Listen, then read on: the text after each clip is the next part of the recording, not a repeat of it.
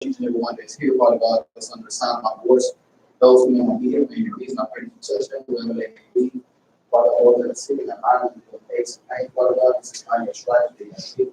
So we speak the healing over their bodies right now, Father God, in their lives, over situations, over circumstances, Father God. We come against it right now, Father. In the name of Jesus, I pray. Amen. Amen. Whew. Had a long time. Let's go to Isaiah.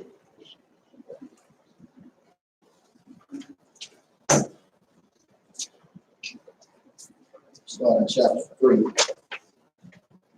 So you want to go ahead and mark. Put this on in chapter 58. That's what we'll be on to. Isaiah 58. You want to go to 3 now? Yeah. So, while you turn your pages, in this message, Isaiah is simply talking about the scenes of what's going on in the land, what's going on, around Jerusalem. It says first, Isaiah accused God's people of sin and rebelling against the one who made them and redeemed them. Second, Isaiah instructed these sinners to reform their ways and to act obediently. Third, Isaiah announced God's judgment on the people because of their sin.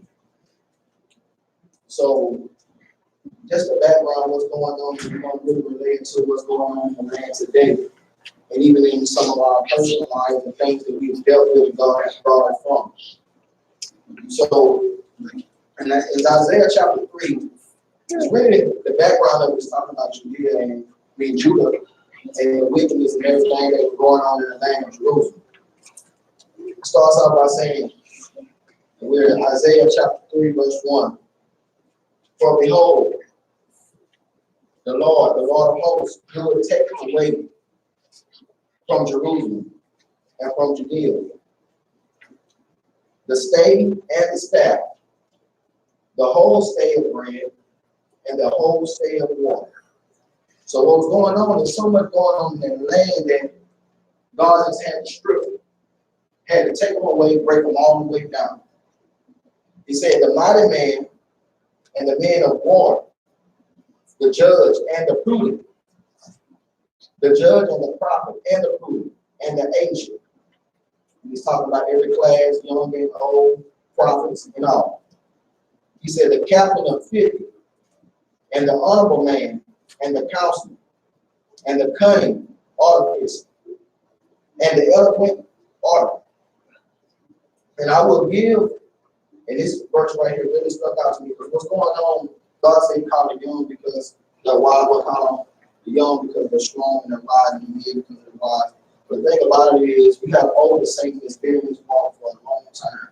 And what he's doing, he's bringing up the remnant, especially this church of young adults that are willing to run for God. And it's very important that we do that because we have so many people that are watching our lives and they want to take hold to this walk, but he calls them to stack. And we cannot be guilty of causing others to stack. Amen. And it says, I will give children to be their princes, and the babes shall rule over them. This week I was talking about the story. The young is going to start preaching to the older. The ones that are babies in the Lord are going to come up and going to be surpassing ones that's been in the body of Christ for so long that they're not so complacent. But we must continue to run this race from day one all the way to the end without getting slack. And the people shall be oppressed, everyone by another, and everyone by his neighbor. And the children shall behave himself proudly against the ancient, which is the old, and the base against the honorable. So we'll talk about the men, how they need to make sure that they carry themselves in. Going to this next, we're going to be moving around a little bit, but we're going to jump to verse 16. In this chapter, he's going to discuss a lot of things: men, women, drunkenness, sin, being good and evil. So next, we're going to go to verse 16. It says, moreover, the Lord said, because the daughters of Zion are haughty and move not. I'm talking not too long ago about my eyelashes. In this part of it, what he's saying is everybody's starting to just get out of line. You know, they've been in this land, they've been blessed, but everybody's starting to get out of line. Men, women, everybody. And he said in 17, he said, therefore the Lord will smite with a scab the crown of the head of the daughters of Zion. And he's talking to the daughters of Zion, saying this Bible is meant for the church. So he's talking about the people that are in the body, not sinners that's trying to come in. And he said, I will scab the crown of the head of the daughters of Zion, and the Lord will discover their secret parts. And from 18 to 23, 24, basically all he's saying is, in that day I will take away the braid of the twinkle and the ornaments about their feet and the cords and the round tires like the moon. He said, I will take away the chains and the bracelets. He said, I will take away the bun, the ring, the nose. I mean, the Bible saying. He said, I'm going to take away the ring, the nose ring. I'm going to take away the glasses, all your lenses, all your Michael Kors, all your polos, all your Airbags. I'm going to take away everything. All that stuff you love, your Dior glasses, all that I'm taking away from you. And it shall come to pass that instead of a sweet smell, there shall be stink. That's Bible. That's not me saying that. And at the end of that, he said, as a burning instead of beauty. So we get so high-minded. This ain't just for me too, because we get so high and mighty and thinking that we just got it all together. And see, this is why I wanted y'all to laugh early, because it's going to be frowned by the time it's over. But I just got to be obedient. And this is strictly what God is saying. So we got to make sure we stay abased. We should be abounding in the word of God, but we got to stay abased and not be so high-minded and high-ended above who we are. Amen. The Bible says we are humble. Then it goes on to it, and you go ahead and flip it again, because I'm going to go through the next couple of chapters. Then he's talking about woe to those who follow strong drink. That's the one for the ones that like a little wine for the stomach sake. He said, woe unto them that rise up early in the morning, don't even eat breakfast, no cereal, no nothing, that they may follow strong drink, that continue until the night. I mean, that's all they can do is just drink. He just got took over. Then it goes on to, he said, woe to those who sin openly. He said, woe unto them that draw iniquity with cords of vanity, cords that start off small. Start off small, like a little cord, like you go into the wall. This small. And he said, the sin, as it were a cart rope, is supposed to be big. A little level in the whole lump don't always mean just the good. That too, before you start tugging on that rope and trying to go back into the world, the stronger is going to grab hold of you and pull you back, and you don't get yourself back in line. Man. He said, let's say, let him make speed and hasten his word, that we may see it, and that the counsel of the Holy One of Israel draw nigh and come, that we may know it. Then he goes on to talk about woe to those who call people good. Those are the ones that are in church and bringing all that stuff that's in the world and of the world into the church and saying, well, we're going to make it good. He said, woe unto them that call evil good and good evil, that put darkness for light and light for darkness, that put bitter for sweet and sweet for bitter. It says, woe unto them that are wise in their own eyes and prudent in their own sight. And he's talking about the body. He's not talking about sinners. He's talking about the body. That we get so complacent and thinking that, hey, we good. I'm just going to do this. I'm going to be all right. And deep down inside, we're not all right. Because when we get deep into this, we're going to get deep into this in 1 second. He says, woe unto them that are mighty to mingle strong drink. And in verse 5, this is where he's calling. And we went in chapter 6 now, that's why we stay at 58, but I'm just trying to lead up to what I'm getting to. Give you a little background of what's going on in Isaiah on to what we're going to get to in chapter 58. So in chapter 6, verse 5, God cleanses Isaiah. He says, Then said I, and this really stuck on to me. He said, then said I, woe is me, talking about myself, for I am undone, because I am a man of unclean lips, and I dwell in the midst of people of unclean lips. That's when I was out there in the world. I mean, this really spoke profoundly to me. He said, my eyes have seen the King, and I knew the way, but yet I still choose to go my own way. He said, I've seen the King and the Lord of hosts. I still in the church. I knew what my head meant. I knew what kept me going. Then he says, go down to verse 8. He said, also, and then once again, I'm talking about self. You put yourself in this right now, but I'm talking about me. And he said, also, I heard the voice of the Lord saying, whom shall I sing? He said, and whom will go for us? So basically what was going on, he needed somebody to step out on faith for the people and say, you know what? I got to do this for us. This is like a man in his household. If the man don't line up, everything else going to fall. If you in a household and you're a single parent and you just the father in that household, or you just the mother in that household, whoever the head of that household, if the head don't line up, the rest gonna fall.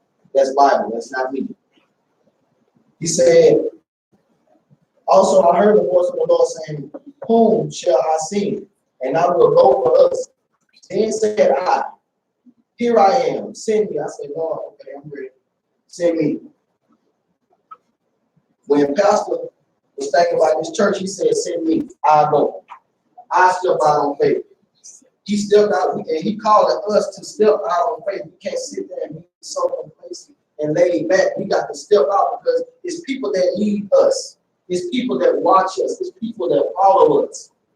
It's people that really want this way, but they look at us and turn away. And that shouldn't be. Amen? He said, go and I tell this people, hear ye indeed, but understand not. And again, I'm talking about myself. He said, but understand not, and see ye indeed, and receive not. Just because of people, some people know who you are, know where you come from. You can't tell them that. You can't give them no word. You can't teach Bible study. You can't pray. You can't do this. You can't do that. I ain't listening to this. What God told me. God said, make the heart of the people fat, means get it ready. He said, and make their eyes, make their ears heavy, that they tune in with their ears. And he said, sit and shut their eyes. That means you want to close the eyes. That way they can just hear the word. So many times we're looking at the person that's delivering the word and not really hearing the word, because when you're looking at them spectating, you're not really hearing what they're saying, you're just looking and spectating. He said, and shut their eyes, lest they see with their eyes and hear with their ears and understand with their heart. That's why he said make it back. So they can understand with their heart and convert and be healed. So all that, what he's saying is, we got to change all of this what's going on. Stop looking at who delivering the message. If it's from God, if it's coming from this book, all facts, no opinion. You can't go by nothing else. Ain't nothing else that you can go by but what's in this book. Everything that I'm reading comes straight into this book. Amen? Let's go to 58. So Isaiah has been chosen and called, and I thank God for choosing me and calling me out of my sin and out of my mess, as he did to a lot of us. But Isaiah had a work to do for the house of Jacob. We hear this teaching and this lesson taught a lot, and it's preached a lot about in Isaiah 58, verse 1. Cry loud, spare not, lift up thy voice like a trump, and show my people their transgressions, and the house of Jacob their sins. So God sent him out and set him among the people and said, you know what? It's time for them to convert and be healed. Turn away from your wicked ways and everything that they're doing. So that's just like somebody you know that know you personally, that see your everyday life. And God said, you know what? I want you to go to that person. And you know what they're doing. I'm talking, they call you out. You probably ready to fight. Who you talking to? You ain't saying, you ain't get good. God told you, look, you doing this, you wrong. You wrong. You look, you need to get yourself together. But we can't receive it like that. We want somebody to say, well, just be, you won't be blessed, you won't be all right. Just try and work hard. And, God forgive you. Just get back in line. We want to hear it like that. But God told you, he said, I want you to tell you you wrong. You dead wrong for what you do. You need to get yourself in line. Yeah, God will do all that. But he said, cry loud and spare not. You wrong. Yes. You wrong. You dead wrong. Yes. For what you doing. He says, yet they seek me daily. And again, he's talking about the body of Christ, not the people that are not in the body. He said, yet they seek me daily and delight to know my ways. So they know the ways of God. They sit in church, they listen to it in the car, they listen to it on the way to work, they come to church, they come to prayer. Every service, every time they go over, they beat the church go down. He said, and ye seek me daily and delight to know my ways as a nation that did righteousness and forsook not the ordinance of their God. They seek to know me. They ask of me. They ask of me the ordinance of justice. They take delight in the approach. So once God called them out, and once Isaiah called them out to get them right, they say, you know what? We know what we're gonna do. We're gonna try to get this right, but we're only gonna do it a little bit just so y'all can see. And then he'll fix it for us. If I just do it like we like that in the body of Christ. We just gonna do a little bit. Well, I'm going to go to church tonight. I'm going to go ahead and go to church Sunday. And I get in competition with the wrong way. God gonna see that and he gonna learn it. Verse 3 says, wherefore have we fasted? And these are the people that he has talked to and he has called them out. And they said, okay, God, we hear you. We gonna get it right. He said, wherefore have we fasted? Say they, and thou seest not. You don't see me trying. You don't see me praying. You don't see me reading. Wherefore have we afflicted our souls, and thou takest no knowledge? Behold, in the day of your fast, find pleasure and exact all your labors. All your labors. So their way of fasting was simply to use God, to manipulate fasting. The Bible says these come out through fasting and praying. So they said, well, hey, we have afflicted our body, we ate nothing, we drunk nothing. God, you gonna help us out. He said, this ain't to be made no voice heard on high. This ain't what you for. God said, I want you to genuinely fast. I want you to really dig deep because you deep in your mess. So you got to dig deep in me.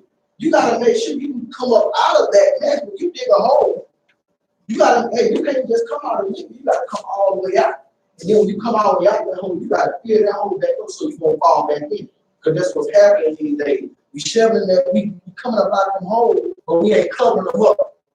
And every time we get back up in the corner, what happens? We fall right back in that hole. And we right back at square one. Amen?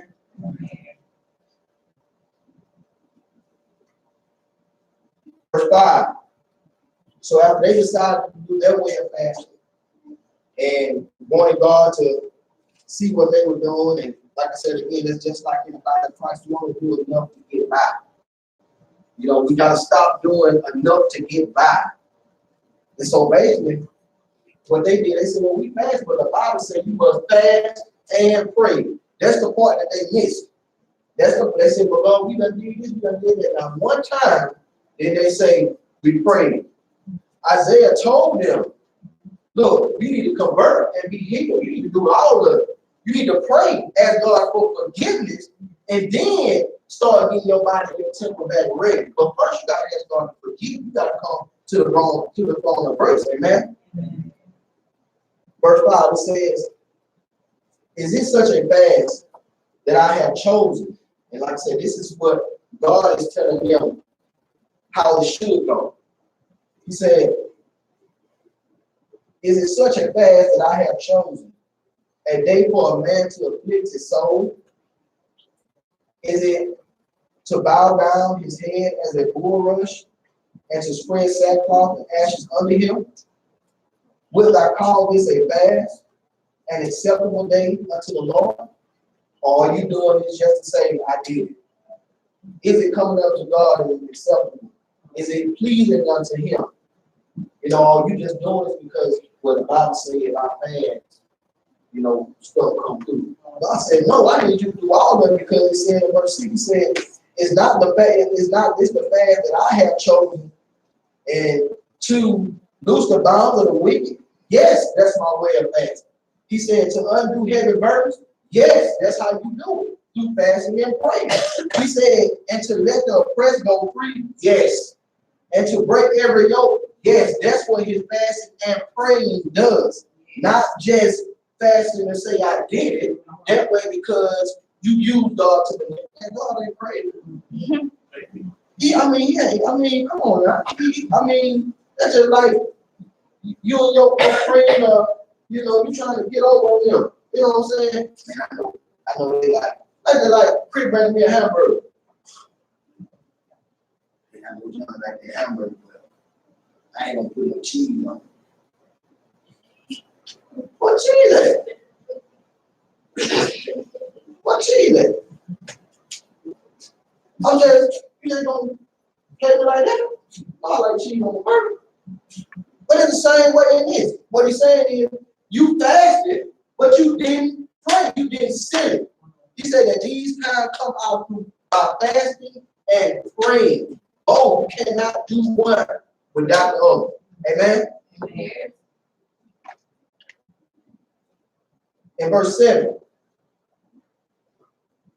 he said, is it not to deal thy bread to the hungry, and that thou bring the poor that are cast out to the house? When thou shalt see it naked, thou cover him, and thou hide not himself from thy own flesh. The Bible says, they hunger and thirst after righteousness, they shall be filled. You got to want this thing. When you're in your fasting, you're trying to get all this together. So, I mean, basically, everything that you got going on is on the forefront. God has presented it, he has exposed it. People see it, folks gonna start calling you out on it. And it's best that God call you out on to yourself, because I promise you, when folks start coming to you saying, look here, man, you ain't right. Like, you doing all this, you fake.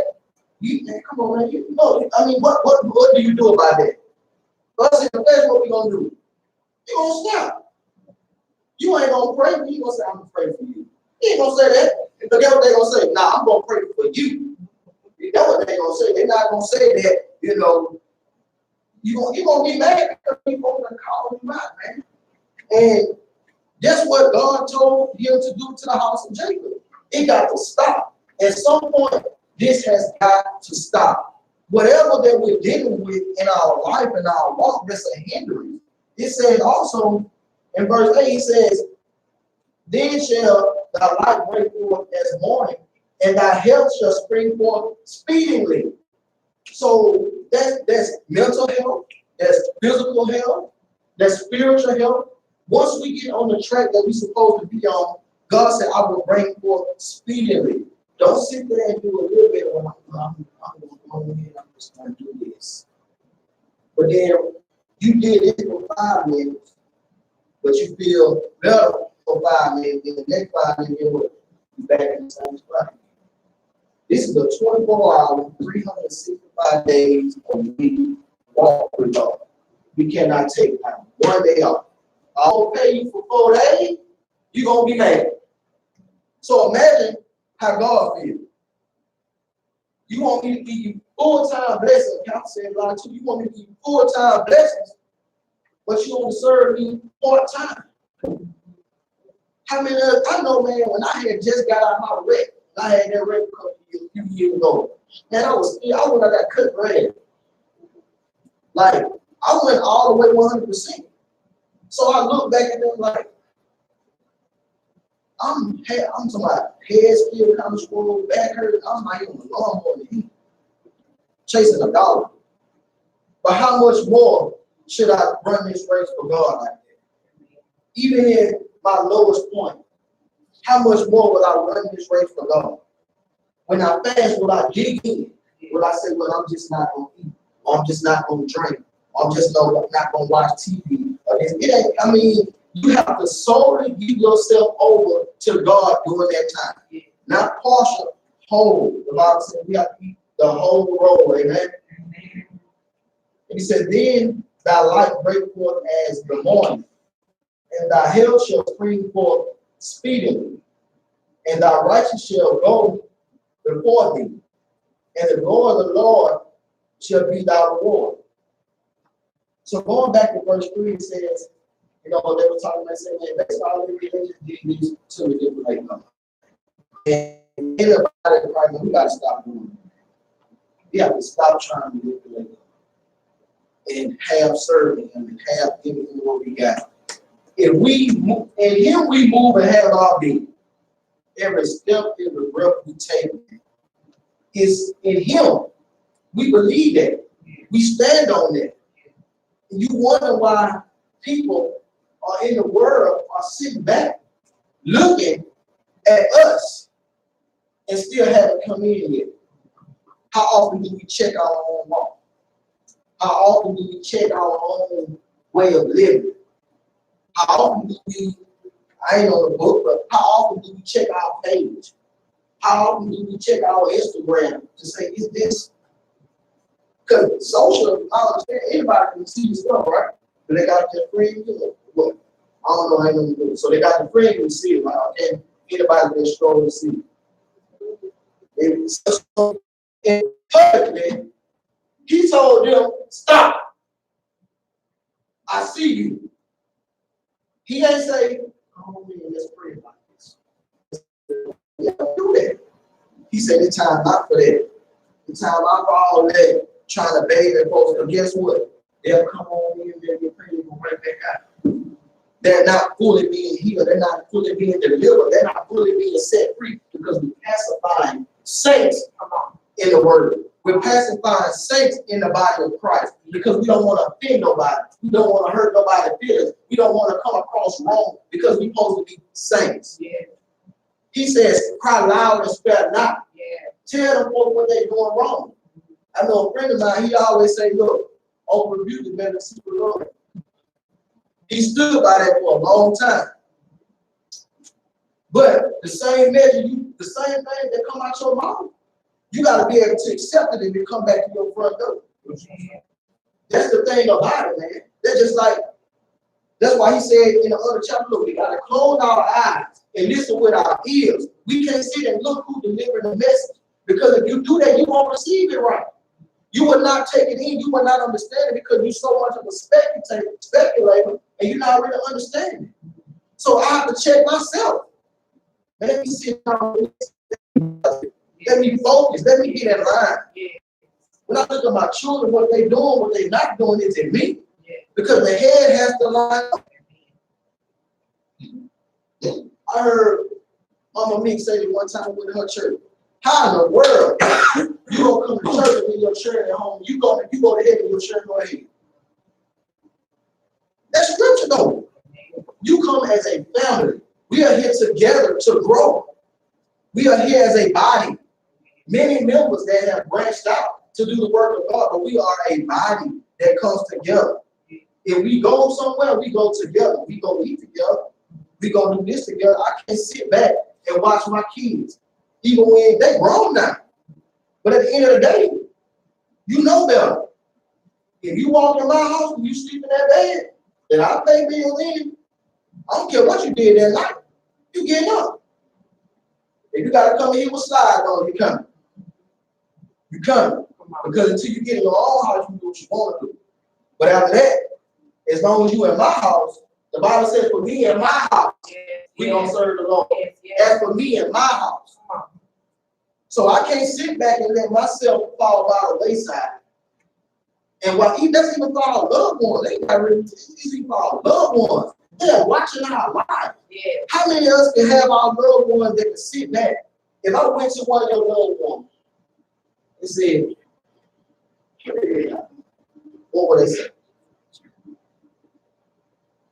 If I went to one of your partners or your homegirls, or your cousin. And I said, man, what they really got going on? Think about that. Because that same person is sitting back, that's why I ain't in church. That's why I ain't going there. Are we really checking ourselves? This is about the body.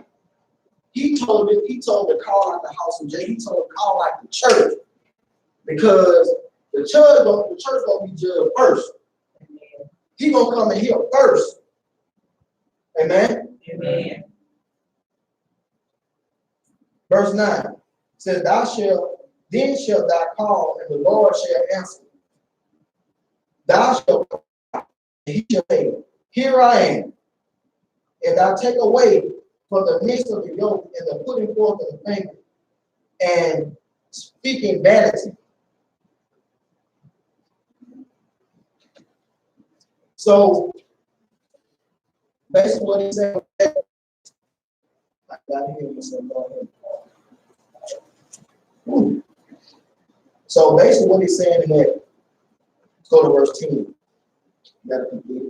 He said, if thou draw thy soul to the hungry and satisfy the afflicted soul, that goes back to that scripture, they who do harm their thirst after righteousness shall be filled.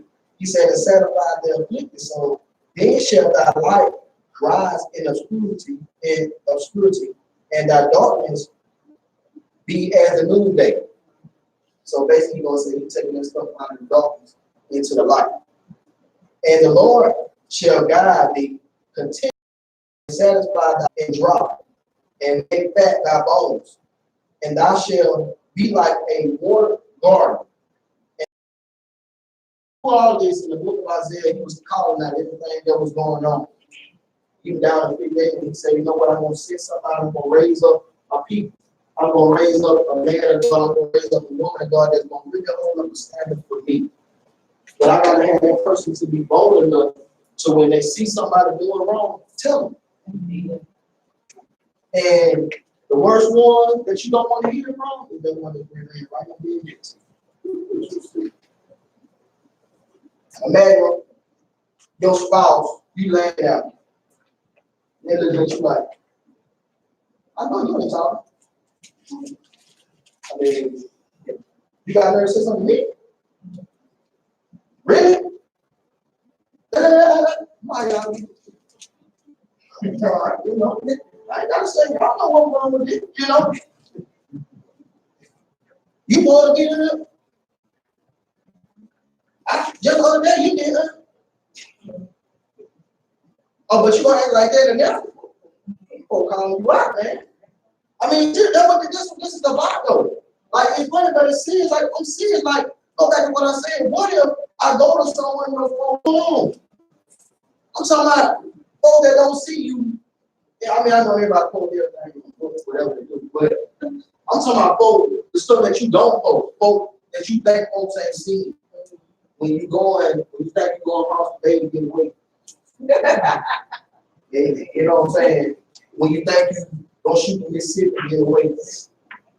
Or you gonna shoot somewhere, or you gonna go to the 8. You know, you're gonna get away. We gonna turn up. Then as soon as you get up here, then he or she look at you like this. I know she ain't. That turned up last night.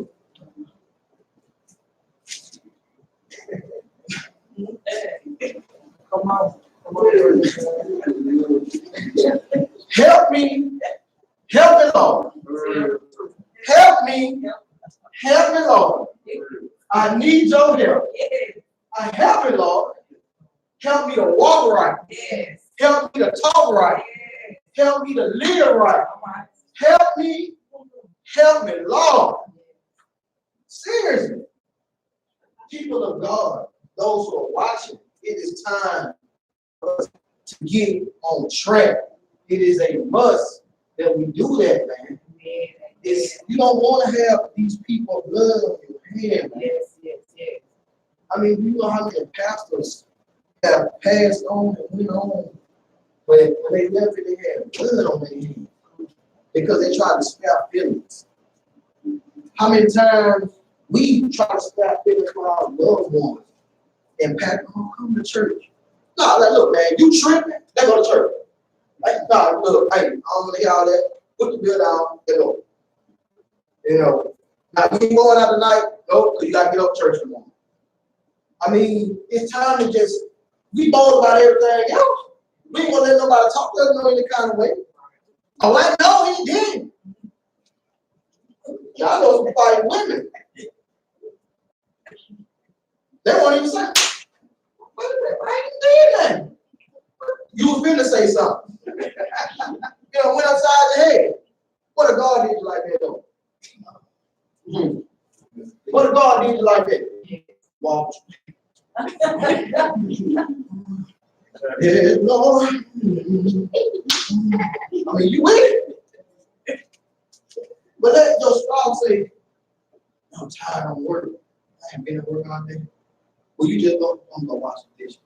I think that word too, but I'm gonna go here and watch the dishes. I'm gonna go. Oh, you know, I didn't work all day and work now. God, look at you. I gave you that job. I did everything. The least you can do, and I promise you, y'all, I got to say this. I thank God for strengthening me. And He will make a way of escape for you. Because when I say this stuff hit home first, it hit home. It's no lie, to be honest. I was at work today. And I get ready to teach. It's I'm down fast. I have my fast days, but days I teach, I feel all day until His work is done. Got 2 legs came, cover me. I'm strong. I say, you know what? I'm gonna tough it out. Yo, Lord, say, you can't do one day.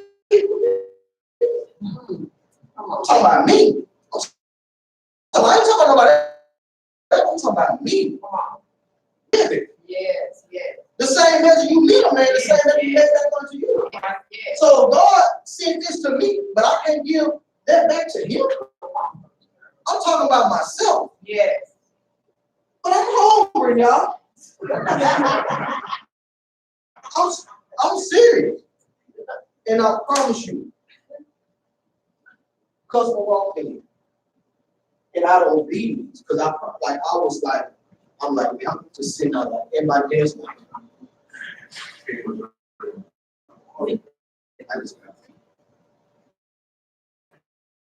Lord, and I'm serious, I promise y'all, man. It's like, and all I kept, God said, look, you can't do this for me. I had a customer walk in, boom, bought something, credit approved. So, he making a way to scale. Another customer called on the phone. Hey, run my credit up on the train. Got approved. Boom, I see them all. Made their way in escape because obedience is better than sacrifice. Yes, yes. If I would have left when I wanted to leave, when Fred told me to leave, I would have been there when that man wanted to make that purchase. But out of obedience brings breakthroughs. Obedience brings your health. Obedience brings blessings. Obedience just makes you live better. It makes you live stronger. It makes you live wiser. It makes you live a righteous life, being in right standing with God. Obedience. We have to really dig deep in this. When we are here, when we are at home, when we at work, when we in the shower, when we on the toilet, wherever you at, man, you have to be obedient. Yes, Lord. And again, it come to me. I got one more. I got to say this, but I got to get this off, and I did feel it. I will be. When I'm working, I listen to music. Listen to a lot, and it just zone me out. And but out of the blue sky, the song came on. No, it came in my head. Wait. What? Now you a lie. Look. Lord is my witness.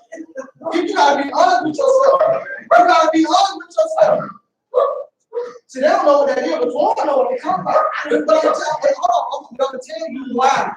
I'm going to tell you, the devil like a brain. The devil like a brain that's so back to you. The devil like a brain that's I got church music playing. I'm gonna tell you this in life. This is how the devil try to penetrate. They go parallel to God. He try to go parallel to God. But guess what? When I heard when it popped, I got church music in. Yeah. And that just popped in my head. And the thing about it, I'm like, man, I can't go. That's all. That's all. You know, I mean, I'm talking about, but and then I tried that. I'm telling you how to do it. When you ain't cussing, it's just what you do. No, that ain't what just I used to do. Then you sit down with your face. Well, I just turn it up loud, turn it up the phone. You are my worship. You are my praise. Lord, help. I mean, I'm serious. But that's how the devil tries to run parallel with the Lord. That's how he try to run parallel with the word, because he make it seem like it's all right. All right. He will try to make it seem like what you're doing is all right. Yeah. But you're not. Yeah. You're not. When we get to the point, we're going to say to ourselves that we're not all right. But not okay. I'm doing this. I'm going to church. I'm going to pray. But it's 24 hours in a day. We don't read 2 hours. If you read 2 hours a day.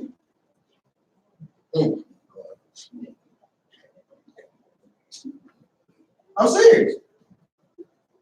We'll sit back, grab the phone, verse of the day. But it's time for us to dig deeper. Amen. When you're in pain, when you hurt, you did.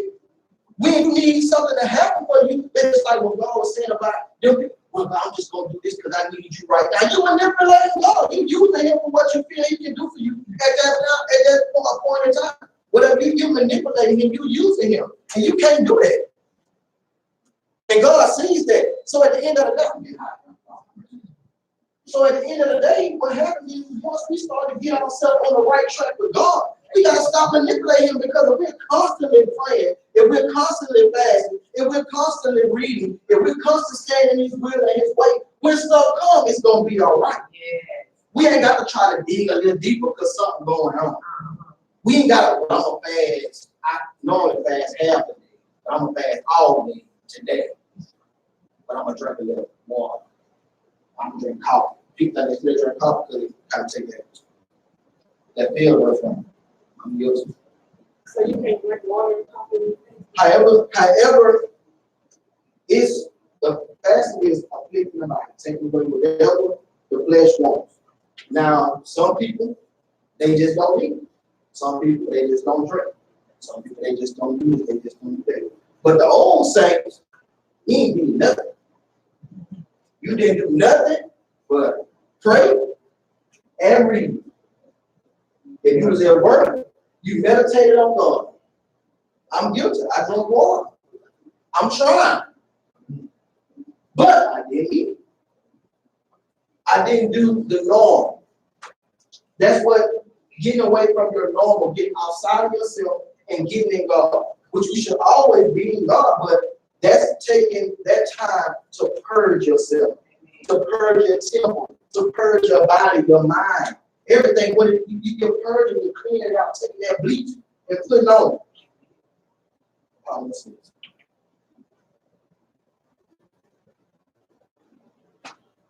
We have to get in line. We have to.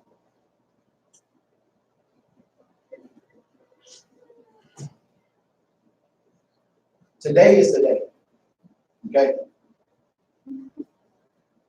And it says we should be in a position of verse 11. It says the Lord shall guide thee continually. Set his souls in a drought, and make fat thy bones, and thou shalt be like a water garden. A water garden, what? It forever grows. Once you stop watering that garden, what happens? It don't grow no more. And then after they grow up, you start nicking off that dead stuff so it can get stronger and new stuff can come out. We really have to look deep inside and check ourselves. When somebody comes to you and say something, say, brother, I didn't talk to you. I can't even say it. Because I promise you, God gives word in season. He gives word in season. And people are going to start being called out for what they are doing. They're going to start being exposed for what they're doing. Do you want to be that person? Or do you want to be that one when somebody says, what they doing what they supposed to do? I'm trying to get what they did. Or somebody says, man, what they got going on? But I ain't trying to do that. Are you that person? You know, because your loved ones are your worst critics. Because they know you, like they know you know you. They know how you really feel, what you really think, what you want to say. But how can you change that? Once you come into the body of Christ, it says, once you go into that watery grave, old things will pass away, no longer come new. We need to be rededicated. Ain't nothing wrong with doing your first work over my lifestyle. What's wrong with doing your first works over? You have to be serious with yourself. You have to be honest with yourself. If you're going through something or you're dealing with something and it won't go away, check your walk. Check what's around you. Check the people that are around you. Man, when I was there, I had people in my life, you know, people everywhere. Every time we go somewhere, you know somebody, I do it. But they can't call my phone. You want to see them call me? If I see my past, what's up? I might see him. I mean, we way up at the hunt field. I knew the dude that worked out. She's like, how you way up there? You know what I'm saying? I mean, you just know everybody. But I got one true friend that's God. I got brothers in the body of Christ that I can call on. Now, yeah, people got their home girl, they got their home boy, they associate with other friends, that y'all call each other. But God would never leave you nor forsake you. God will tell you, and y'all, I'm talking about people who say, I want to see God, I can't wait to see God. He here. But what will happen one day you're going to say, God, I'm going to get God, I'm telling you. You're going to be in there in the bed sleep, and you're going to hear somebody saying, look, I saw you did that, and the other, you're going to get it right, you're going to go straight to hell. And that's going to be the Spirit of God talking, because ain't no man or woman that no heaven here to push me. I want to see God, I want to see the manifestation of God. But what if he comes to you like that? How many of us are really ready to see the manifestation of God? He can't put us in position for things because we're not ready yet. We're not in position yet. And the best way to get in position is be honest where you're at now and move forward from there. Don't sit and try to make it seem like you just got it all together. You don't. Because I ain't got it all together, but I'm trying. God put it. I got to fast. I got to pray. I got to read more. I got to dig deeper for my children, for my wife, for my church family, for my loved ones. People are watching. And if we don't line up, they're going to fall. They are going to fall. And there was one scripture that I want to go to, but I remember what it said. It said basically what it was talking about was people will be able to. It says, and also giving one's help in time of need. So when you help people, when you do things for people, when you help people, when you do things for people, that can change their mindset spiritually, racially, naturally, All depends on how you feel. You might have a homegirl or a homeboy that you say that you help with, or you ministering to, or you talking to them about stuff, but is it taking effect? Going up and falling straight down. This is like in my job.